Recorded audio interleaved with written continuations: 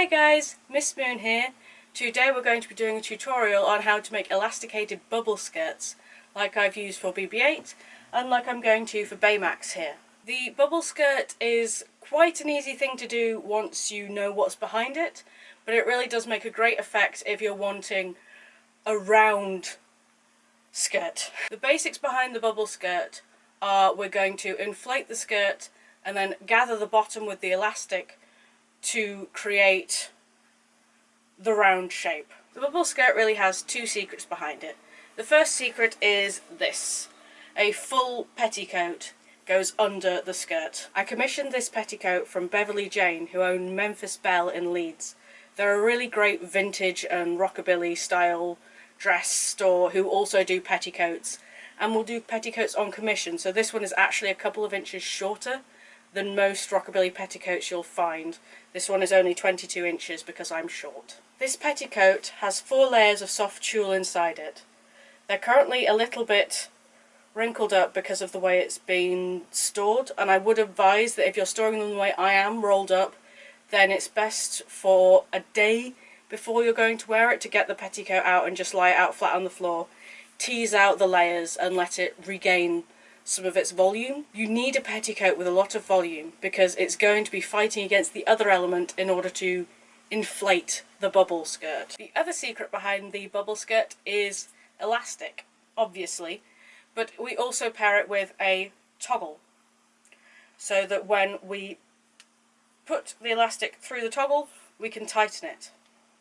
The elastic that I'm using for this, because I'm using a toggle, is draw elastic, not flat elastic.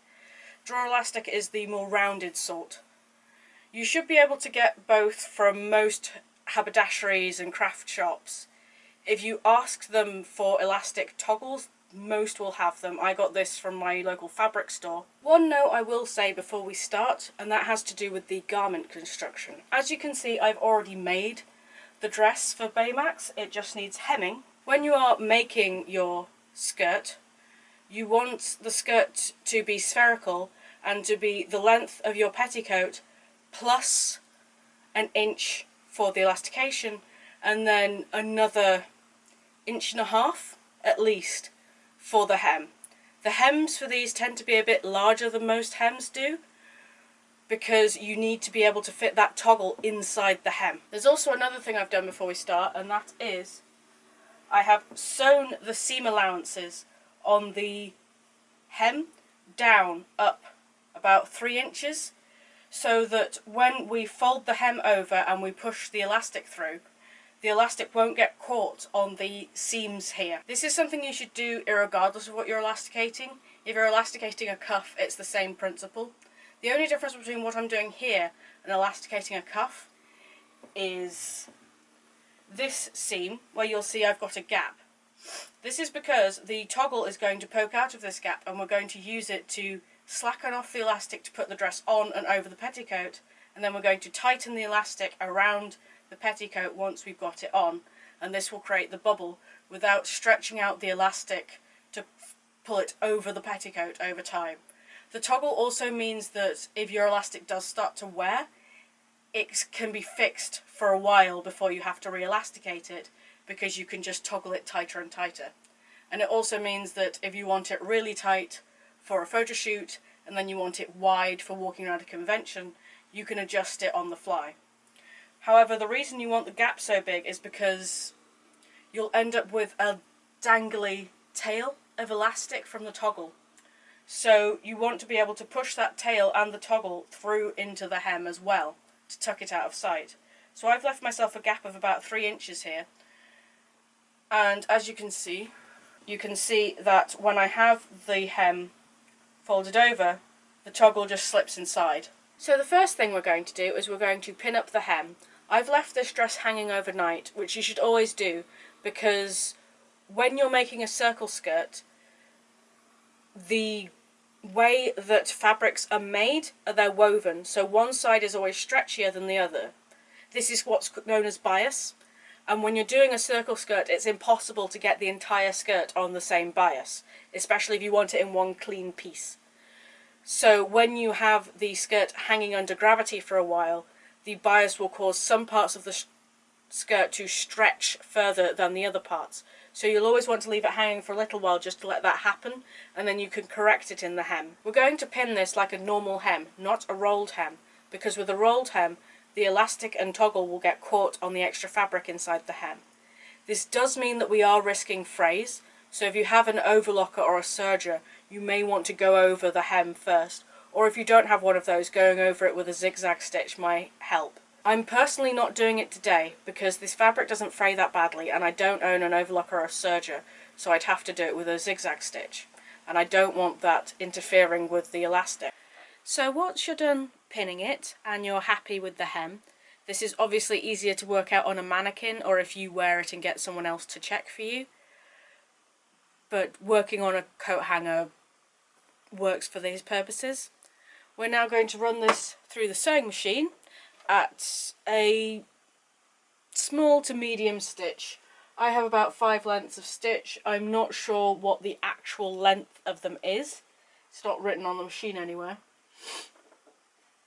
But we're going to run it through on the second smallest. So now we've got the hem sewn down, we're going to elasticate it. This is the part that most people struggle with because the elastic gets caught on something inside the casing, because you lose the end, because the other end follows through and you lose both ends inside the casing. It's tricky, I'm not going to lie.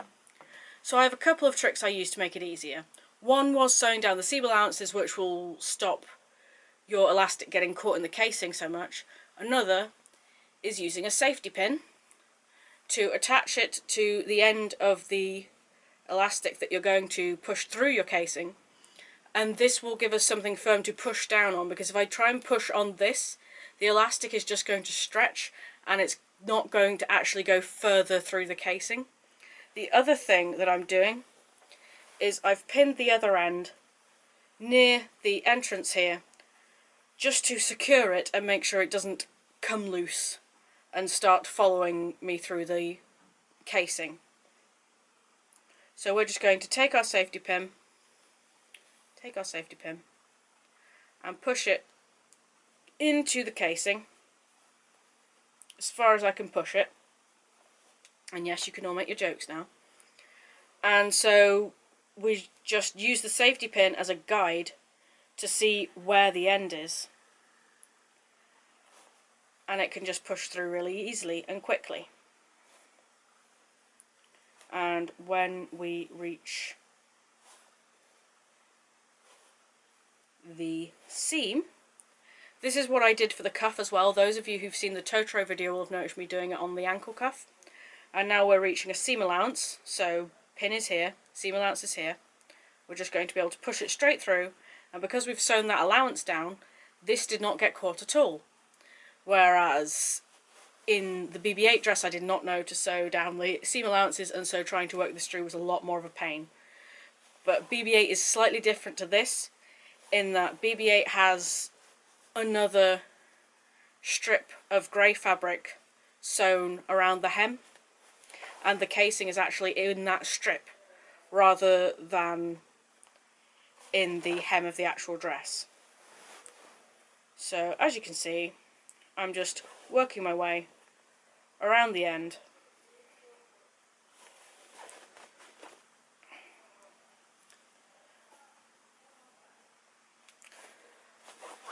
Tell you what, this is no fun to watch. Why don't I speed you up for now?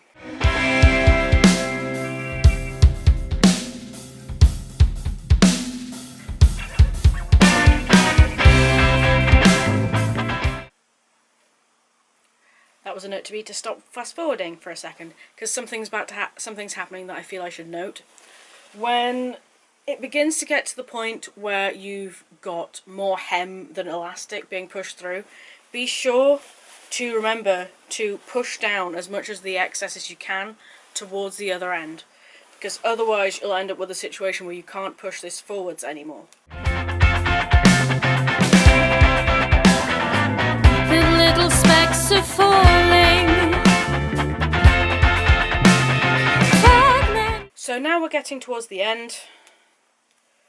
So I'm just gonna, there we go. And unpin that, grab our toggle, and firstly untie this, or not bother.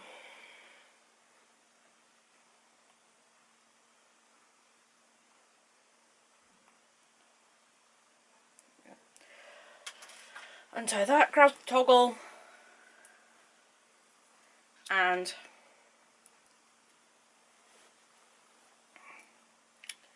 push both ends through the toggle. These ends have started to fray.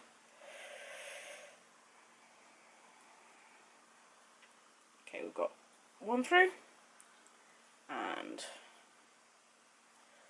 two through. So now what we're going to do is we're going to try it on for fit. Once we've got it on for fit, we're going to cut off any excess elastic.